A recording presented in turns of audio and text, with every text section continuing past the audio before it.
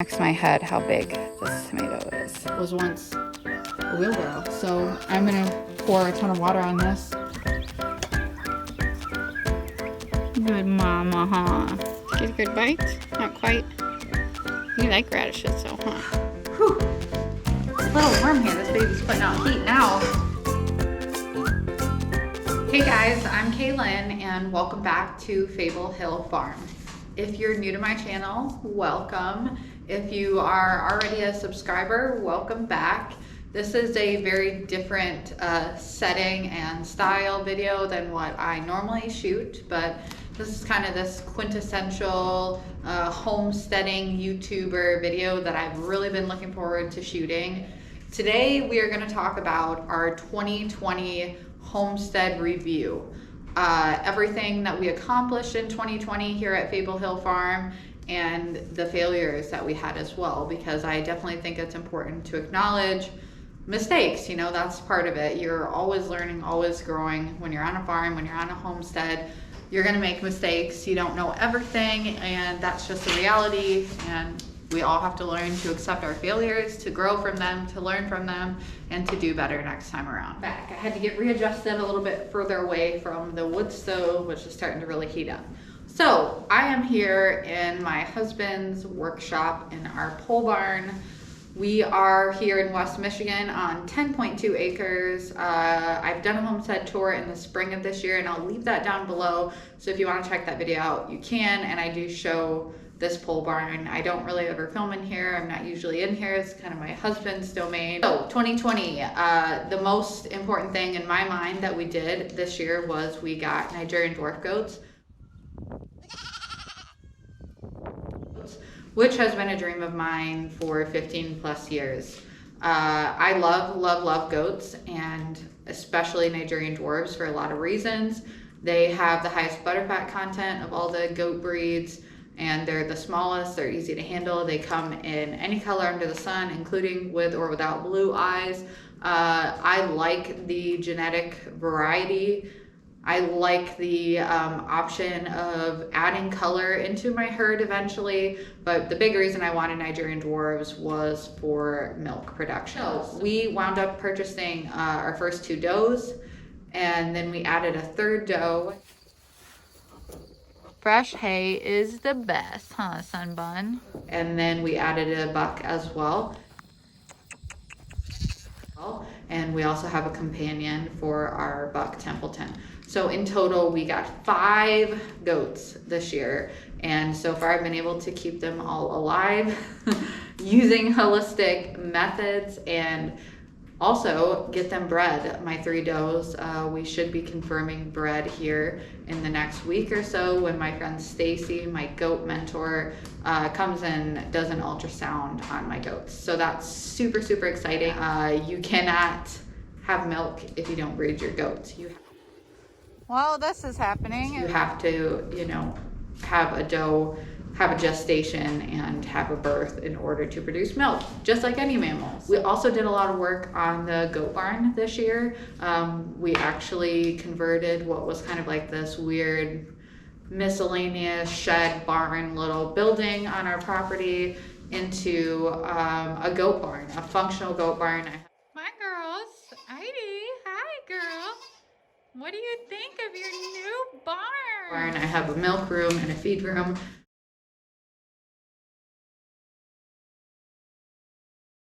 I will link all that down below, all my goat videos, again, if you want to check that out. So we still have a lot of work to do. We're actually building our kidding stalls this week. I say we, I mean my husband and my father-in-law are building our kidding stalls this week. So that's really, really exciting. And as a hint on what animal, if you've seen previous videos, we're getting here in the new year, very, very soon. We need the kidding stalls in place in order to have this animal have a space inside of the barn. So there's a hint for you. You're welcome to leave me a comment down below. Guess on what you think that animal could be. We built hay feeders for the goats.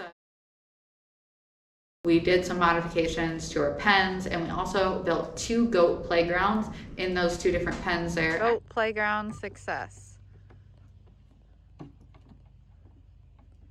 Heidi wants to jump. Yes, Heidi. Whoa. There are actually 3 with the bucks. So we built some goat playgrounds, we have the hay feeders. It's actually starting to feel like a functional little goat farm. And that's a big deal when you want to raise goats. Another thing that we did this year, huge thing, we built a greenhouse using a carport frame that my brother-in-law gave to us. And then we got the greenhouse plastic and everything. And right beside that, we built 3 raised beds. So they did things a bit differently than I've seen done in some examples of building cedar beds. We actually built the raised beds first, added the greenhouse later. So the 3 raised beds, I have in a video, I'll link that down below when we initially built those. I don't have a video on the greenhouse as I was kind of taking a little hiatus from YouTube, but I have shown it in a couple of videos, and I'll be doing a ton of content surrounding my greenhouse in the spring, because another thing that we did in 2020, that I did in 2020, that was a big accomplishment for me, was I raised a ton of plants and sold them at our local farmers market / flea market that's here in town. And I was pretty successful at selling my plants. I definitely made a profit on them, and I was really, really happy with the results.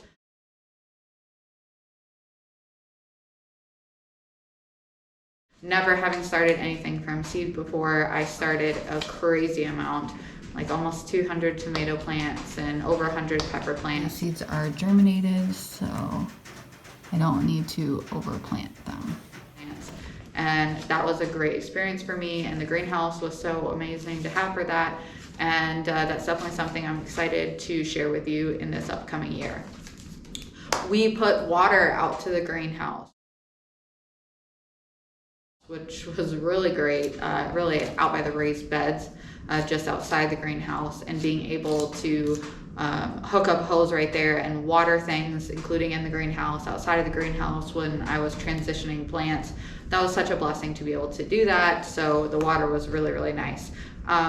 We moved our chicken run, and we were able to divert our chickens, which we had built a small run for them outside of their coop where they could actually be on grass, to our pasture this year, so that our chickens had access to one of our pastures, which is probably around an acre and a half. So that was really, really cool to be able to put our chickens out on that pasture. We did have quite a few losses with chickens overall, I think, to aerial predators during the day, and maybe foxes and raccoons when the chickens were going to bed at night, that kind of thing. That's to be expected. We live in an area where we have predators, and you just have to, make sure you have enough chickens to cover your losses if you're going to essentially free range or pasture range your birds. Chicken math is a real thing, you guys. I'm sure if you have chickens, if you're not aware, you have 2 chickens, somehow you have 13 chickens, and then next thing you know, you have 75 chickens. That's how chicken math works. So the chickens got to be out on the pasture all year long. They love it. There's so much for them to eat out there. It's a huge space, and it was really, really nice to take that step forward in raising animals in a more sustainable and dignified way.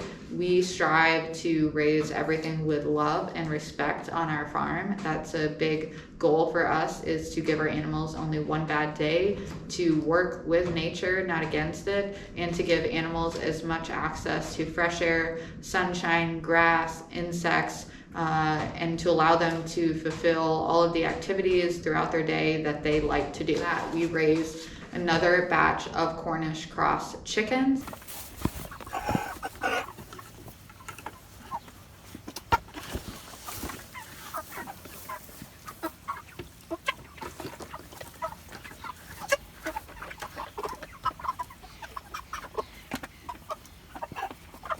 What do you think, it's Stinker?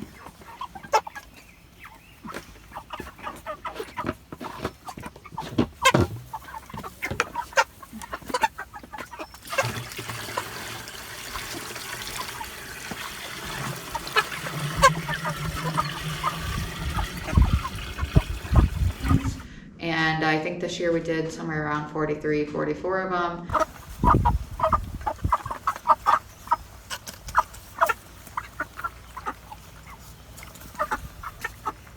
We didn't have any losses except for I think one prior to having them butchered, and that was a bird whose legs stopped moving, and that has happened to us previously. Out of that many chickens, that's actually a really good statistic.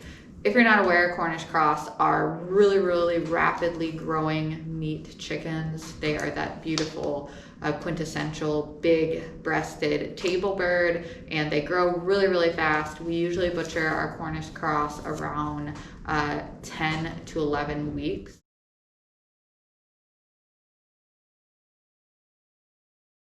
And I think this year we're going to do a batch and do them maybe a little bit smaller, maybe 9 weeks, and just see, you know, if we do some more birds, how it balances out. But they do great here. We raise them in a chicken tractor and we move it every day. And they get grass and they're fed all non-GMO feed, and I haven't had any issues with significant losses. Birds were healthy and delicious. I'm actually going to insert a video right here of one of those chickens I just cooked yesterday. Now that is a beautiful homegrown fat chicken. Another big success in my mind that we had this year was raising 2 turkeys successfully. Hi, sweet turks. Looking good. We had them butchered by a local farm that we purchased feed from, and they do some of our butchering for us. Full Circle Farm. I mentioned in a previous video, but again, if you're new here or you didn't catch that, I am going to be shooting some great content over at Full Circle Farm in 2021. I'm very excited to take you guys along and show you their operation. They are very near and dear to my heart as far as their beliefs and their methods and practices as farmers. Jim and Crystal, they're really nice people. They have a great family and they do a lot of cool things, and I can't wait to show that all to you guys.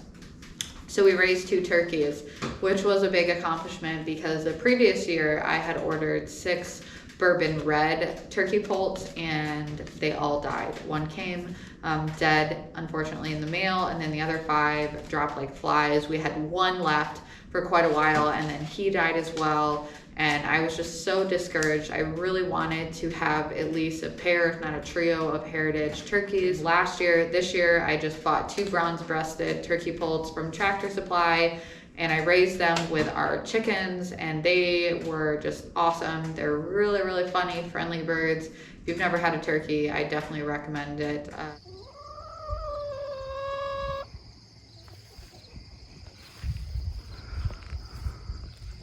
What we doing, Turk?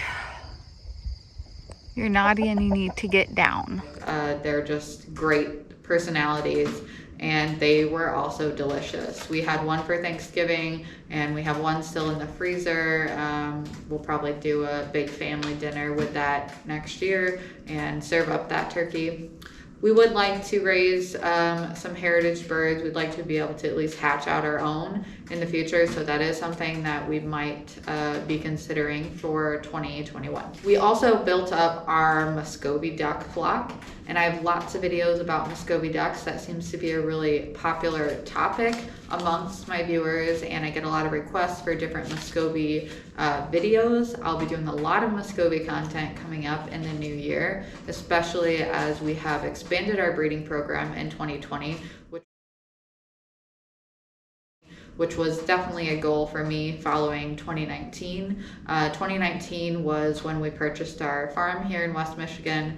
Again, we're on 10.2 acres, and we got our place in May when my husband got out of the Navy, and we moved back to Michigan to be with our family and to start a family of our own, which we did. We had our daughter Ellie last year.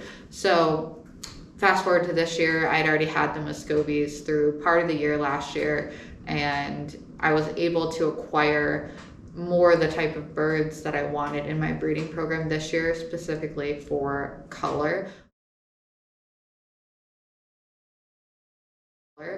We do breed Muscovies for meat, but also for color, as well as obvious things like temperament, ability to forage, survivability, things of that nature. So Those are all important factors, but meat and color are two of the big ones. We do free range our Muscovies on our property, and they just get locked up at night in their deck house, which is actually another big accomplishment. This year we built a deck house by repurposing the old corn crib that was here on our property. This is our deck house. I do have a video on that, and I'll link it down below for you if you're interested. It's a really cool little setup for them. We definitely want to make some big changes to it in 2021. Hopefully we'll have the time and resources to do that. You know, everything is time and money, folks.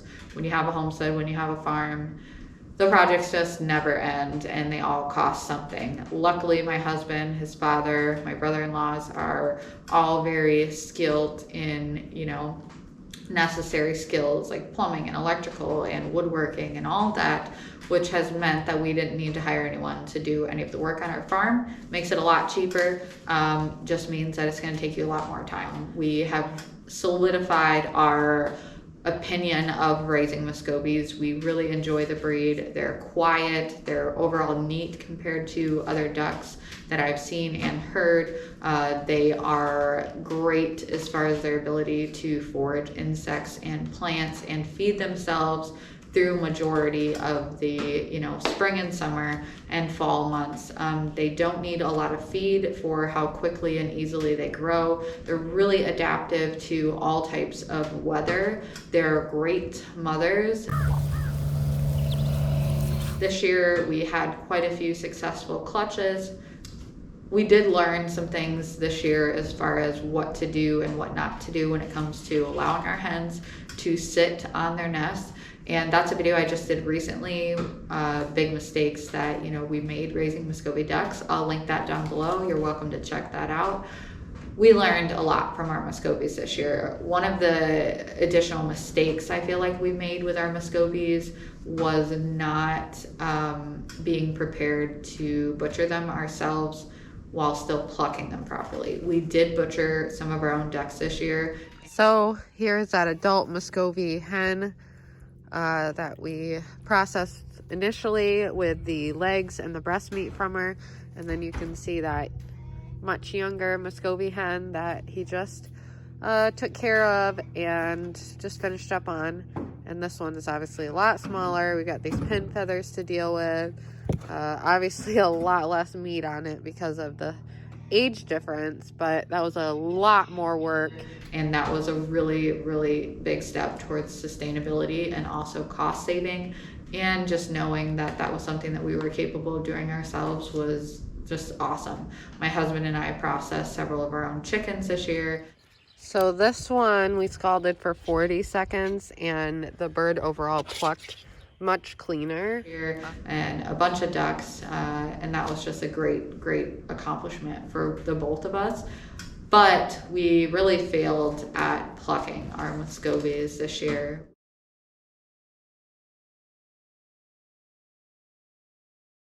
We just weren't prepared, and we had no idea how difficult it is to truly pluck them effectively. So that's something in 2021 we're going to work on.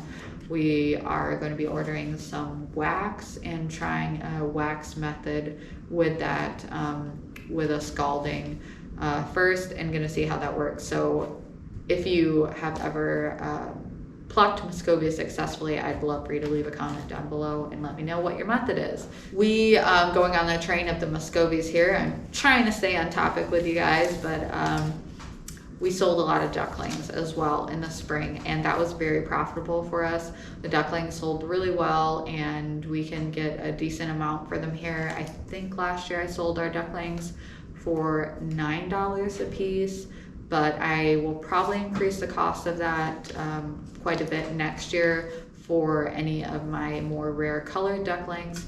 We also sold chicks, and that wasn't in any way a profitable thing, but it was just a little extra income overall. You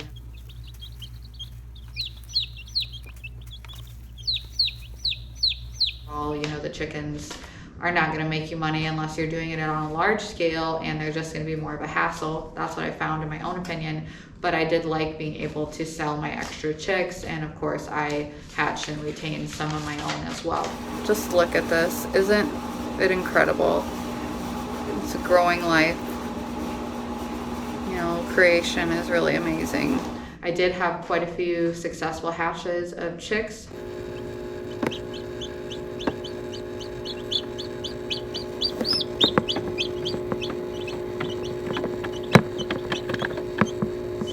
Last year, or this year, 2020 as well.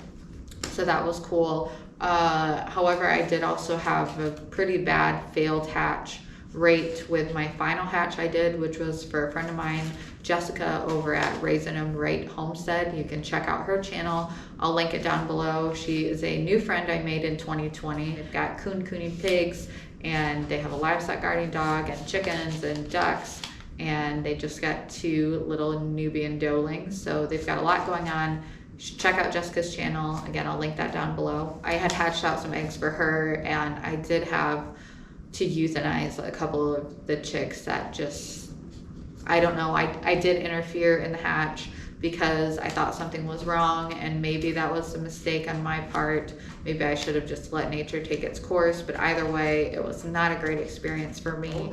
It doesn't ever get easy to lose an animal or to have to put an animal down, but there are certainly times when you're gonna have to do that, and you're gonna have to make those hard decisions. That was the first time I have ever had to euthanize an animal, and I felt really bad about it. It was not pleasant, especially being, you know, brand new, fresh chicks. It was just not pretty. So that was one of my big failures of 2020. Moving on, kind of jumping back to the garden. I had a huge garden this year. My biggest garden ever by a long shot.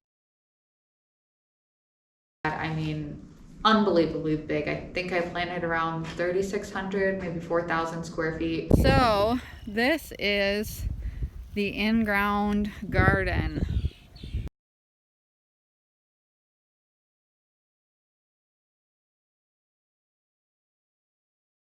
And that was a crazy amount of garden space.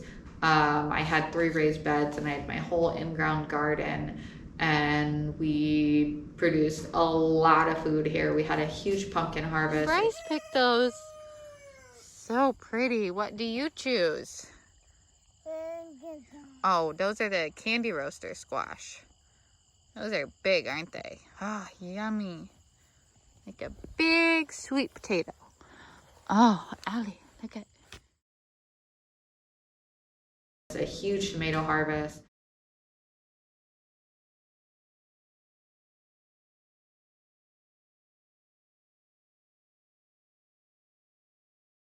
Buckets of peppers, and it was just overall a really amazing experience to be successful in growing that much food. Now, I did have a lot of experimenting in 2020. I planted all of the things.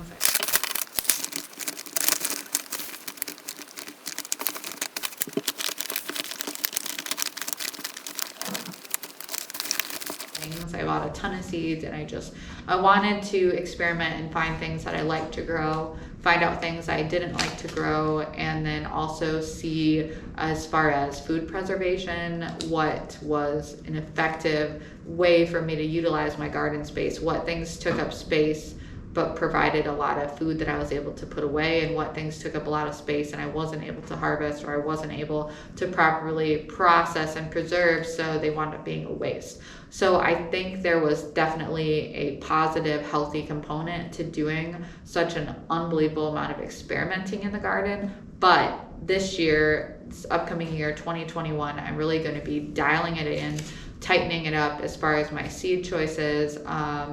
We're doing things quite a bit differently as far as the in-ground garden this year. A lot of that space is now part of our doe pen around our goat barn, and I am experimenting with some different things as far as hugelculture and doing more of like a mound style raised garden instead of just the whole area being tilled. I want to try some different things with our compost that we've got a big pile of out there, and just do some different types of gardening. The in-ground garden was kind of a nightmare, this weedy jungle, and I'll link a couple videos down below so you can see my garden. I didn't film a lot of it. Again, I took a little hiatus from YouTube, but there is some stuff that you can see. Overall, I'm really, really pleased with the amount of food I was able to grow and to preserve. I did can a lot.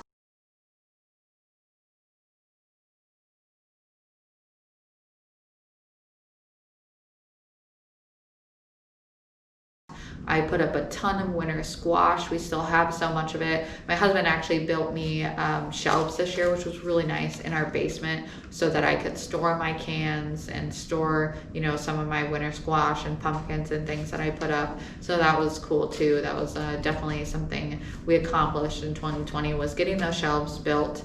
I experimented a lot with my dehydrator this year. This is our Excalibur Dehydrator. And let me get those drying. And also different ways of preserving food. I did a big marathon of zucchini preservation and tried a bunch of different things, made zucchini candy, you know, of course, zucchini breads. I still have a ton of frozen zucchini. I should make some zucchini bread, and that sounds really good. I did all kinds of stuff. So this next year, I think I'll do a video series on the wonderful, amazing zucchini and all the cool things you can do with it that you would never think you could do with zucchini. Didn't can as much as I would like. I definitely want to get more comfortable with canning things like meat and soups and all of that, because I do tend to fall back on freezing things. We do have a lot of freezer space, so, you know, I have the ability to do that. I froze a lot of like beans and zucchini and things like that, but I would like to get more comfortable with canning things as well. On the topic of the garden, I also saved a ton of seeds from my garden. All right, you guys, so I'm just gonna get right to it. We are saving seeds. I kept these to show you all, and I'm finally getting around to it months and months and months after the garden has been done. I've never saved seeds before other than pepper seeds from grocery store peppers. I did do that earlier in the year and last year as well. I saved like some lunchbox pepper seeds.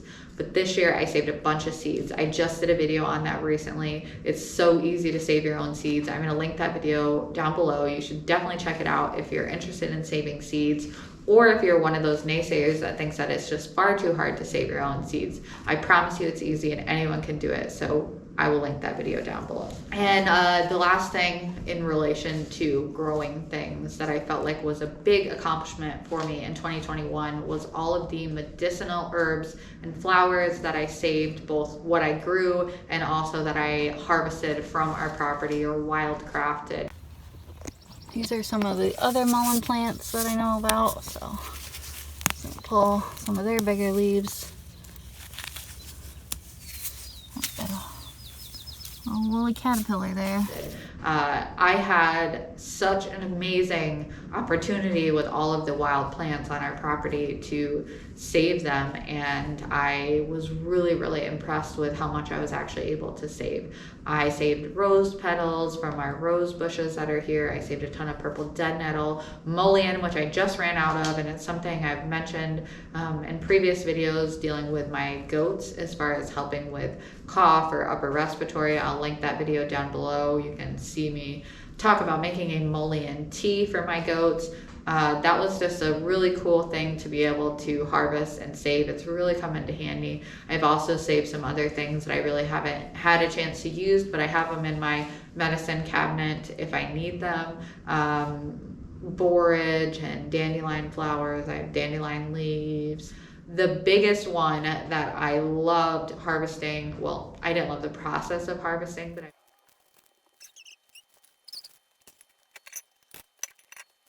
I will take you guys along and show you that next year. I harvested a ton of dandelions from my property and my in-laws' property and made dandelion jelly.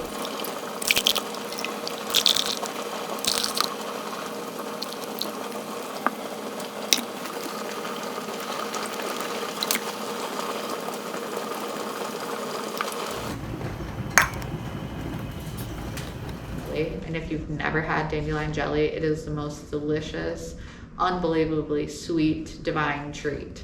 And I made a bunch of dandelion jelly. I'm gonna make a lot more this year, hopefully as long as we get nice dandelions. I even planted spread the seeds of pink dandelions that I bought from, I'm pretty sure they were from Baker Creek. So I'm hoping that those dandelions come up next year. I just scattered the seeds all over kind of by our compost pile and maybe in the backyard. So if that's the case, I could make pink dandelion jelly, and that would be so, so beautiful. I did want to make things like lilac jelly this year. I wanted to do a little experimenting with some more like floral jellies, but unfortunately we had like late killing frost, and it killed most of the blossoms on our lilacs. We have a ton of lilac bushes here, so I didn't get an opportunity to do that. Last but not least, a few of our final failures for 2020. One of the biggest ones, which honestly just makes me sick thinking about it. I wish we would have made the time for it. We just didn't, or we couldn't. I'm not sure. It was probably a little of both. My husband travels a lot for work, a limited amount of time in which we can fit in work, but also play, enjoying life, you know, enjoying our marriage and our daughter.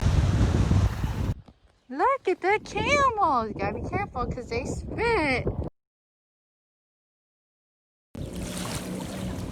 And having family time while also doing all of the farm things that I just can't do by myself, or not, either I don't have the skills for, or I don't have the time to do, or it's not a one-person job. There's a lot of those things, and so all of those things get pushed onto the weekend, and then we can only do so many of them at one time. So the biggest one that I really regret not addressing in 2020 is our fruit trees.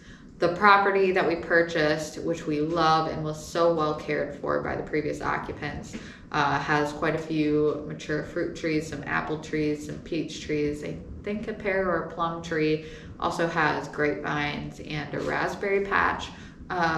They were rather neglected when we got the property, because I believe the previous owner's health had declined, and so that was something that fell by the wayside. I'm not sure if they knew how neglected they were, especially the fruit trees.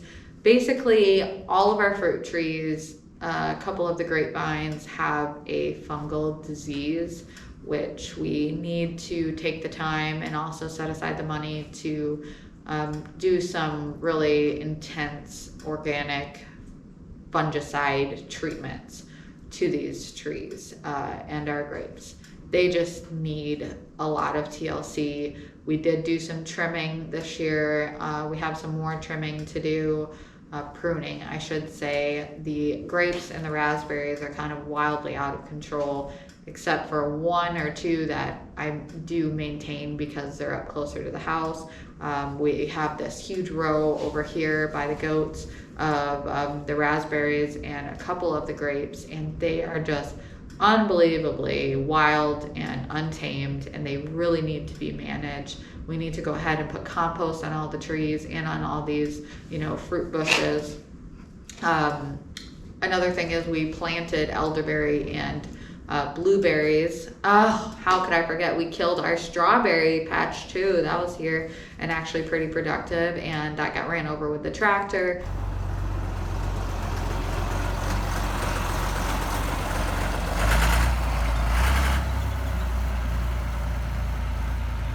Replanted 150, 175 strawberries, I think.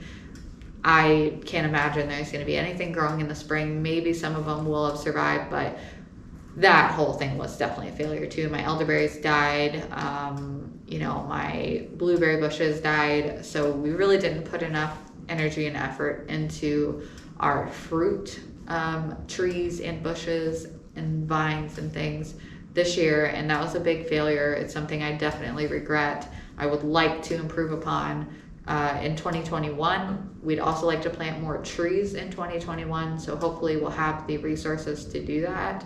You know, again, time and money, folks. So the fruit was very neglected, and we didn't get any fruit off our trees this year. Neither did we last year. Just everything is diseased from whatever that fungus is. This year, though, we didn't have caterpillars, which in 2019 we had caterpillars, and this year we didn't. So we took care of that. In a couple places we saw caterpillars early on, and we used like a flame torch thing, and we got rid of the caterpillars. So the trees didn't get eaten alive by these caterpillars this year, but they did get totally destroyed by whatever kind of fungus they have. It was definitely here on the property before we moved in. We were not informed of that. And I wish we would have, from the moment we bought the property, realized that and started treating them. My final failure of 2021 was my spring and fall gardens. I got really excited about having my raised beds. As soon as they were finished, I planted a ton of beets and radishes and things like that in there. You know, I really didn't think about it. I should have been planting other things as well. I should have started seeds indoors for things, especially like lettuces, kale. They would have done great if I would have transplanted them. I planted all these things direct sowed. It was too cold. They didn't germinate fast enough. It just was a total mess in the spring. I got nothing out of it, though. I mean, I got the experience, so really it wasn't a failure. It was a learning experience. And then in the fall, you know, I did do my fall garden chicken tractor thing, trying to keep my chickens away from my seedlings, having these grand ideas that I was going to then move it up once those seedlings were mature and be able to plant more and do some, you know, staggered crops with some different things, and that didn't happen. And ultimately I opened the chicken tractor door months and months later and let the chickens just eat everything that was growing in there, because other than the lettuce I got, which, you know, the lettuce and kale was nice while it lasted, I didn't get anything else out of it. I didn't consider how hard it would be for those things to all come up from seed and grow to a big enough point to keep themselves going through the winter. So this was my experiment with fall gardening. I wanted to do a lot more, and honestly I just didn't have the time or willpower to do it this year with everything else going on.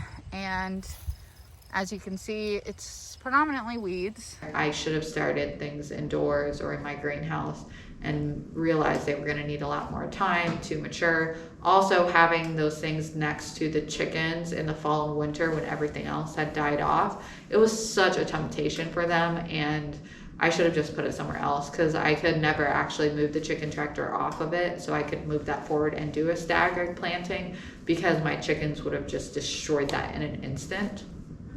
Also, I was so incredibly burned out, I'm not gonna lie, from my summer garden, that I just didn't have the energy to do anything with the fall garden. I really, really, really wanted to have this awesome, productive little fall garden, and I just couldn't do it. I just didn't care anymore. I just wanted to rest. I needed to rest. It was too much. I was so overwhelmed with how much food I produced in my summer garden, and I was just trying to preserve as much of it as possible.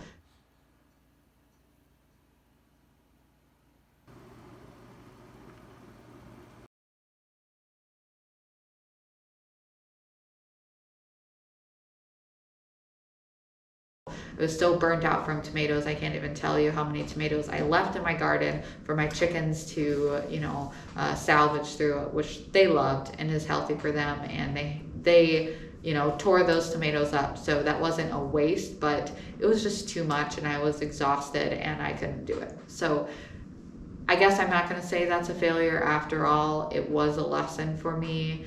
I am going to be doing things differently next year as far as planting my raised beds more strategically so that I can put some fall crops. I also, again, going back to the whole thing about experimenting in the garden, I am going to be planting a lot more this year of what we like to eat. Salads, you know, greens, things like that, radishes. I want to keep in line with that idea of planting only what we're going to eat ourselves and not really worrying about experimenting or growing this crazy excess to preserve. I mean, I do want to preserve, don't get me wrong, but I think in the fall it's much better to just think about, okay, let's do a variety of things that we can eat fresh and enjoy. Thank you guys for watching. Thanks for sticking with me through this long-winded video. I hope it wasn't too long. I probably will have to make some edits to cut some things down, but overall, I hope you appreciated it. It is hard as a YouTuber to admit your mistakes. It's hard as a human, right, to admit your mistakes. There were definitely some things that we did not do well this year, and there were a lot of things that we were really successful at, that we're really proud of, and it is nice to share those accomplishments with all of you and to encourage you, whether you are, already homesteading or farming and you just need that encouragement, or you need ideas for the future, or you just want to know what other people are doing to give you inspiration or drive or whatever it is. Or if you're in that planning stage, in that classroom stage, as Jessica over at Roots and Refuge Farm, who's one of my favorite channels ever. She's so inspiring. She's just so warm and kind. And she talks a lot about turning your waiting room into a classroom. And I think that's a really, really interesting way to look at it. That really helped me when I was in that stage of my life before we had our farm. And it can be nice to hear other people's stories of success and failure. It can help to give you more direction and clarity on what it is that you want to do in your own homesteading adventure. Once again, my name is Kaylyn. Thank you for joining me here today as I walked you through a review of 2020 here at Fable Hill Farm. If you haven't already subscribed and you're interested in more homesteading content, especially as it relates to holistic livestock management, raising Muscovy ducks, raising Nigerian dwarf goats, showing dairy goats, milk testing with dairy goats, raising meat chickens and all of that, raising meat with love, natural health. I do have a background of almost 10 years working in natural health. This is the channel for you. I just recently reached 200 subscribers, which seems like such a small number, but it took me a long time to get here. I'm really, really thankful for everyone who has subscribed, who comments on my videos, who likes my videos, who, interacts with me. I appreciate all of the encouragement and conversation. I love to hear from my subscribers and viewers, and I would love to hear from you. So leave me a comment down below if you're new here and tell me what you thought about this video. I will be doing a giveaway here in an upcoming video for my milestone of hitting 200 subscribers, so stay tuned for that. I've got some really exciting new content coming up. As I hinted in this video, we're getting a new animal soon. We're actually getting 2 new animals soon, but one I've already mentioned. We have a new Nigerian Dwarf buck coming, who's going to be Templeton, our junior buck's new companion. And then we also have a special addition coming to join the farm, and I'm really excited to share that with all of you. So stick around, subscribe if you're not already subscribed. Leave me a comment down below. What are some of your goals for 2021, whether in life or on your homestead? I would love to hear from you. Thank you for watching. I will see you in the next video.